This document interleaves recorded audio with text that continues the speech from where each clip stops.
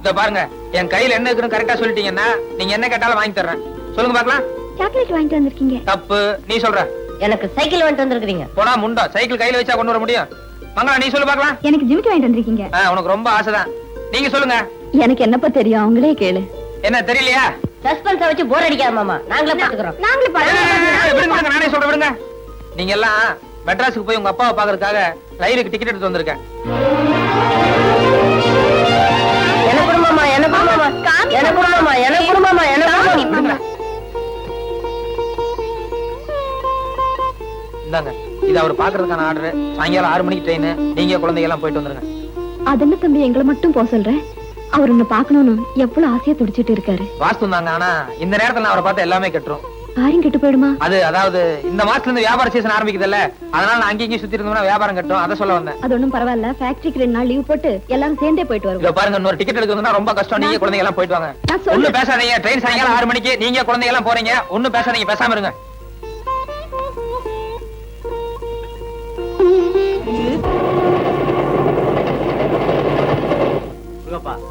உன்னை பார்க்க சம்சாரமும் குழந்தைங்களும் வந்திருக்காங்க.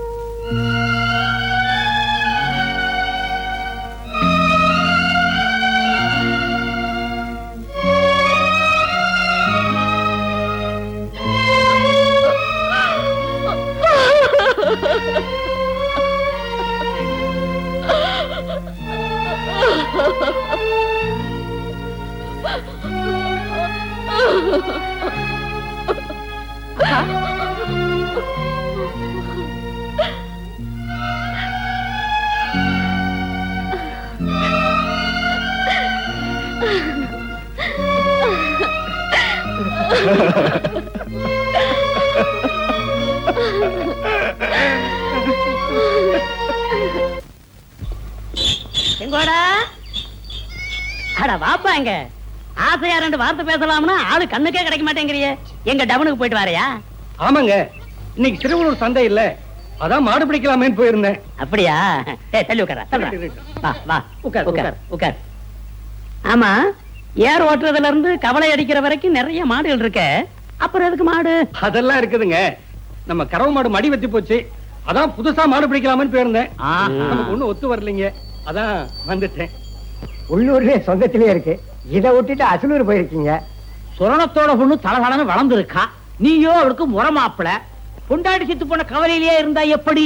சுரணத்தோட பொண்ண கல்யாணம் பண்ணிக்க ஏற்பாடு பண்ண வேண்டியதானே, அதை சொல்ல வர்றான் அவன். சொரணம் விட்டு சம்பந்தம் நமக்கு ஒத்து வராதுங்க. என்ன முருகப்பன் கொலைகேஸ்ல மாட்டிக்கிட்டப்ப கூட நான் அதை கண்டுக்கலைங்க.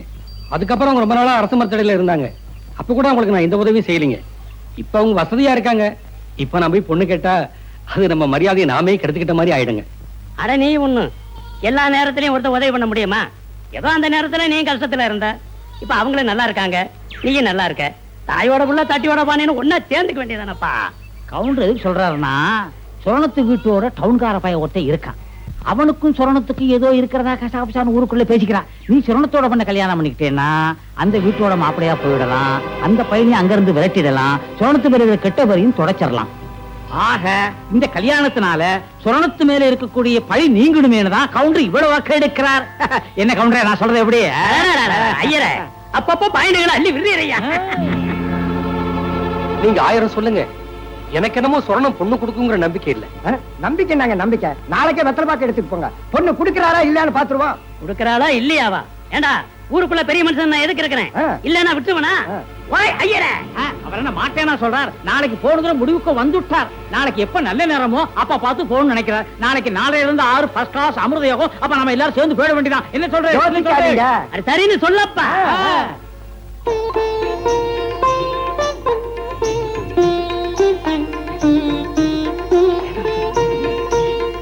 சொர்ணம், அத்தே, சொர்ண அத்தே, நமஸ்காரம். சௌக்கியமா இருக்கீங்களா அத்தே? இன்னைக்கு மங்களகரமான நாள். ஆனால நம்ம மங்களத்தை செங்கோட பரிசம் போடணும்னு ஆசைப்பட்டாரு. நாங்க பெரிய மனுஷங்களாம் சேர்ந்து இதை வாங்கிட்டு வந்திருக்கோம். முருகப்பண்ண ஜெயிலுக்கு போய் நீங்க ஆதரவு இல்லாம கஷ்டப்படுறத நினைச்சு எங்க செங்கோடன ரொம்ப மனசு நொந்து போயிட்டாரு. இந்த குடும்பத்துக்கு ஏதாவது ஒரு நல்ல காரியம் செய்யணுமேன்னு ராப்பகலா என்கிட்ட ரோசனை கேட்டாரு. நான் தான் இந்த ரோசனைய சொன்னேன். அப்பன் ஜெயிலுக்கு போறதுனால அடுத்தவன் பொண்ணுக்கு பரிசம் போட தயக்கப்படுவான். அப்படியே போட முன் வந்தாலும் எக்கு தப்பா சீர்கப்பான். இதையெல்லாம் யோசிச்சு தான் நம்ம செங்கோடன் பொண்ணை கட்டிக்கிறதா முடிவு எடுத்துட்டாரு.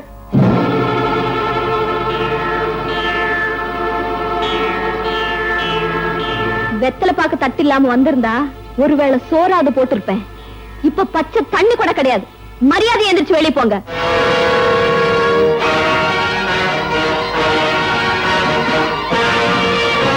வெளியே போ சொன்னேன், காதுல விழல. வார்த்தையை அளந்து பேச சொல்லணும். ஏதோ சொந்த பந்தம் விட்டுடக்கூடாதுன்னு வாசல் தேடி வந்தா மரியாதை எல்லாம் பேசுறியே. அன்னைக்கு அரசு மரத்தடியில அனாதைய ஆதரவு இல்லாம கிடந்தப்ப காட்டாத அக்கறை இப்ப என்னையா வந்தது? அன்னைக்கு எங்களை சொந்தக்காரங்கன்னு காட்டிக்க நீ வெக்கப்பட்ட. இன்னைக்கு உன்ன சொந்தக்காரங்கன்னு சொல்லிக்க நாங்க வெக்கப்படுறோம். என் பொண்ணுக்கு எப்படி மாப்பிளை பார்க்கணும்னு எனக்கு தெரியும். முதல்ல நீ அடுத்த காலி பண்ணு. ஓஹோ, மரமாப்பிள நான் இருக்கும் போது இன்னொருத்தன் வீட்டுக்குள்ள காலடி எடுத்து வச்சிருவானா? வச்சா என்ன செய்வ?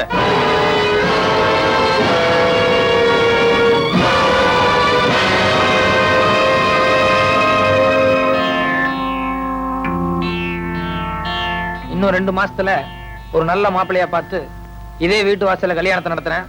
உனக்கும் பத்திரிக்கை அனுப்புறேன். வந்து என்ன செய்ய முடியுமோ செய். நீ யாரும் அதெல்லாம் கேட்கறதுக்கு? இத பார், பாடா போடான்னு உன்ன மாதிரிலாம் எனக்கு வாயில பேச தெரியாது.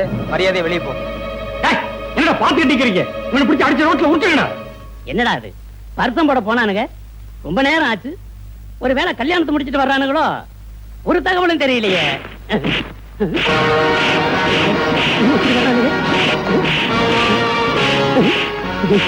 என்னடா அது, பரிசம் போட போனானுங்க, பார்சல் மாதிரி உருண்டுகிட்டு வர்றானுங்களே.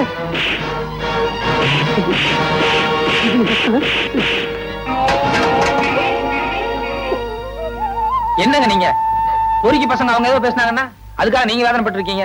அது இல்ல தம்பி, நாம முடங்க பாயில்லைங்கிறதுக்காக சடங்க நிறுத்திட முடியுமா? என் புருஷன் வர்ற வரைக்கும் பொண்ணோட கல்யாணத்தை தள்ளி போட்டோம்னா 4 பேரோட பழிப்பாவத்துக்கு ஆளாயிடுவோம். அத நினைச்சுதான் போ வேதனைப்படுறேன்.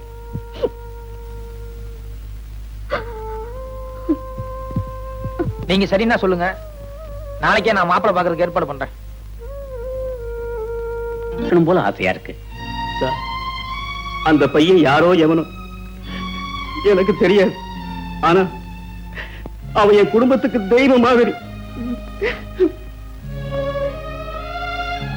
சார், அடுத்த மாசமே கல்யாணத்தை வச்சுக்க சொல்லி பதில் எழுத ஒரு தபால் கார்டு கொடுங்க சார். கொடுக்கறேன். உன் பொண்ணு கல்யாணத்தை பார்க்க உனக்கு ஆசை இல்லையா?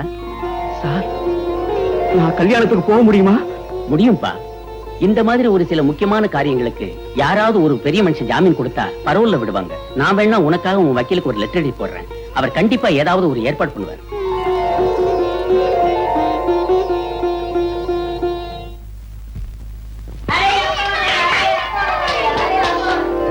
தம்பி, அவர்கிட்ட இருந்து தபால் வந்திருக்கு.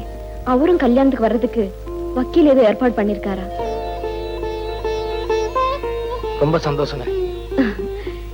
ஏதோ நீ எங்க குடும்பத்துக்கு வந்ததுக்கு அப்புறம் தான் எங்களுக்கு மறுபடியும் நல்ல காலம் பிறந்திருக்கு.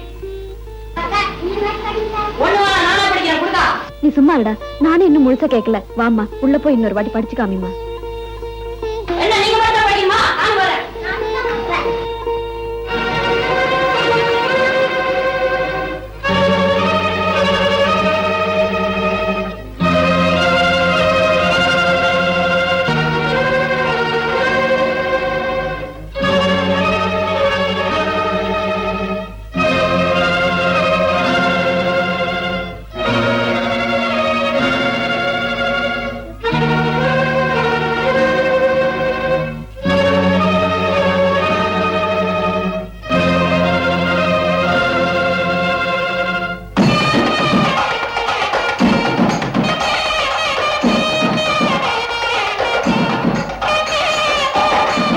நாயை எடுத்து ஆரம்பிக்கலாமோ? ஒரு 10 நிமிஷம் இருங்க சாமி, பொண்ணோட அப்பா வந்து.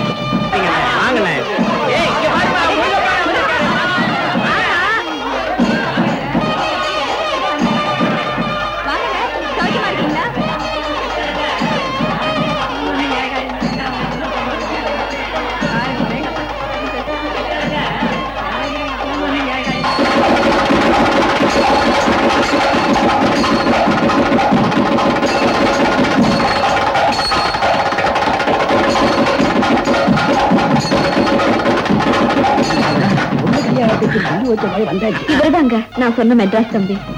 இத்தனை நாளா நம்ம குடும்பத்துக்கு தெய்வம் மாதிரி ஆதரவா இருந்தது இவர்தான்.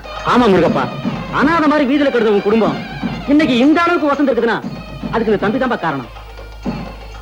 இங்க இவன் யோகியதை என்னங்கிறது மட்டும்தான் உங்களுக்கு தெரியும். ஆனா இவன் பூர்வீகத்தை நான் சொல்றேன். காசுக்காக ஆசைப்பட்டு பொய் சாட்சி சொல்லி என்னை ஜெயிலுக்கு அனுப்பின அயோக்கியனே இவன்.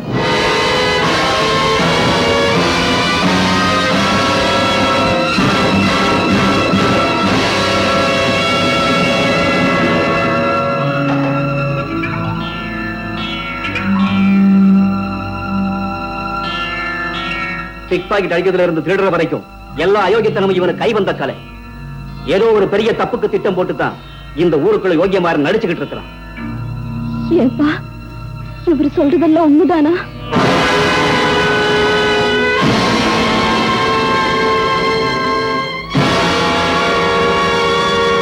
என் புருஷனையே ஜெயிலுக்கு அனுப்பின பாவினி உன்னை போய் என் தம்பி மாதிரி நினைச்சேன் பாரு.